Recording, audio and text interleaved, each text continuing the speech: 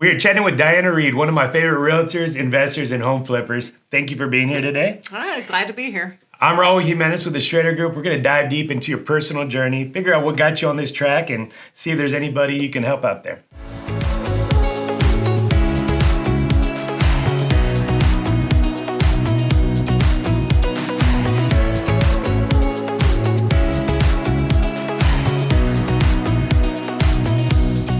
So Diana, how'd you get into flipping homes and restoration and kind of going through the whole process? Well, the story began early on with my stepfather. Mm-hmm. I had just recently got out of the military, and I was required to move back home because my mom was terminally ill and my father needed help. So we lived with them for a little while. And my father noticed we weren't very good money managers. So he put himself on our accounts, and he got to help us manage our checking and finances and teaching us about money and interest and how that works.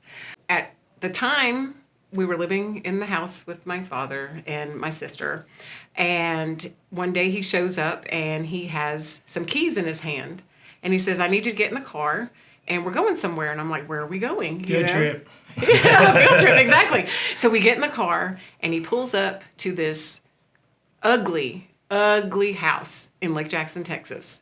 And we're looking at it, and I'm like, "Why are we here?" He said, "Well, come on inside." So he gets the key, unlocks the door, and it has green carpet, velvet wallpaper, spindles everywhere. It was hideous. But he was like, "Welcome to your new home. Here's the keys."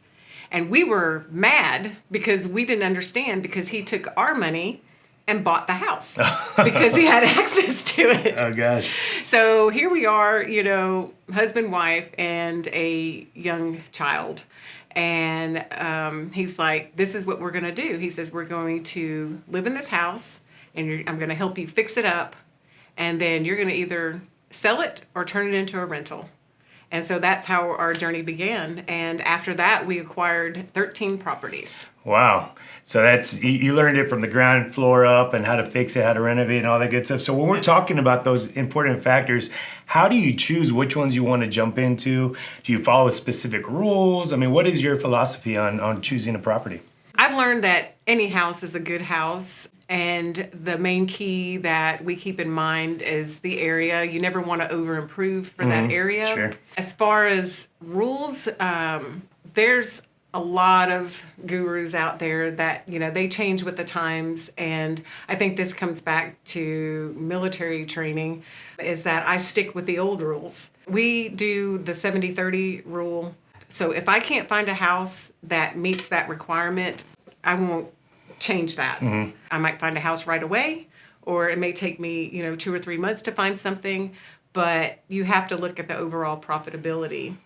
And just to hit on that, you're talking about the 70-30 LTV rule, Yes. which basically says you have to acquire the property, do the repair within that 70%. So if it's worth $200,000, you got to buy it, fix it for $140,000, no more, because that way you have that margin, correct? Correct. And the key is to learn to be a good negotiator, because, of course, times have changed, and you have wholesalers out there and other people that, will send me houses all the time, but a lot of times they're, not priced where I need them to be. So this is where your negotiation skills come in, and you have to kind of be savvy about that. So sure, you're also a realtor, so you're able to see the market on different, aspects. Do you just renovate? Do you help your clients kind of put in, the carpets, the paints, things like that to maximize the values for them?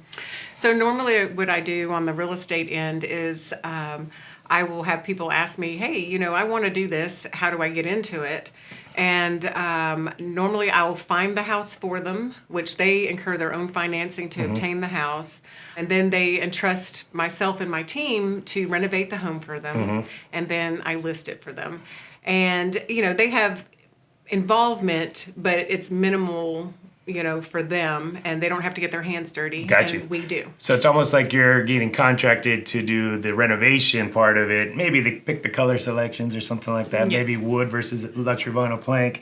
Yeah. So like if you were to go into a house, and I do this all the time, but I want to get your take on it. The house has been dated. What? And we only have $10,000 to put into the house. Where are we going to focus it? Definitely your kitchens and bathrooms, or anywhere that you can add square footage. That's the main things that are going to bring value to the home. If the kitchen is outdated, you definitely want to update. If you can resurface, I'm a big repurposer, and that's vital, I think, wherever you can save money. So how do you evaluate a home that you're going to buy, and how much investment are you going to put into? I know you touched a little bit on making sure you don't go too high for the neighborhood, but what does your budget kind of look like when you're evaluating homes? Well, I think a lot of it too depends on your resources and your skill set. We have a very advanced team, so we take anything that's burnt, or just to cosmetic. It doesn't matter for us. But for most people, if you're just starting out, you want to make sure you have an inspector with you or someone that knows about the layout of homes. A lot of times we'll tear out a wall to take a look at the wiring to see what's in there, walk the floors. We have a leveler, but if you hire somebody to check your foundation, which you should, we look outside, around the house, just look for telltale signs in the ceiling. Are there any water leaks? So a lot of it depends on the resources that you have available to you and the knowledge that you have. And you hit on team. How many people are part of your little organization? We have anywhere from just myself and my husband up to probably 5 or 6 people. Okay, so y'all are always involved and kind of in the trenches doing work. Yes, and we work on multiple properties a lot of times. So sometimes it might be myself and my husband at one, and we're doing some of the basics like hanging some drywall or finishing up, painting or anything like that, to, we've got somebody else at another project. They're tearing everything out and doing all the gut work. So for some of our viewers, this is the first time they're actually thinking about doing an investment. What are some do's and don'ts? Like, what is it, something that you're absolutely going to jump into versus something you're just going to pass on? The definite do is make sure your numbers are right on the buy side, because that is where you make your money, not on the sell side. The second thing I would say is make sure you have a good team, because you're only as good as your team, and people that you trust to work with.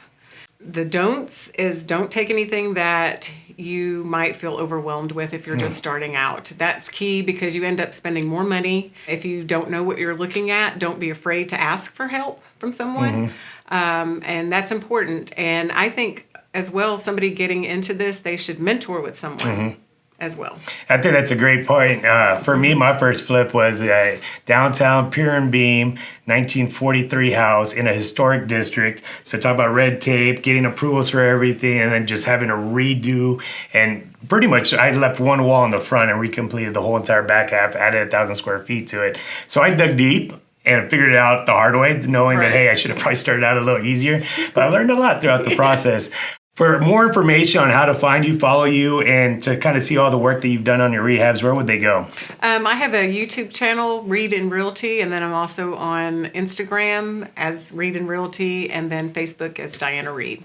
Well, there you have it. For more information, follow us on our YouTube channel. If not, you have a blessed day, and we'll talk to you all soon.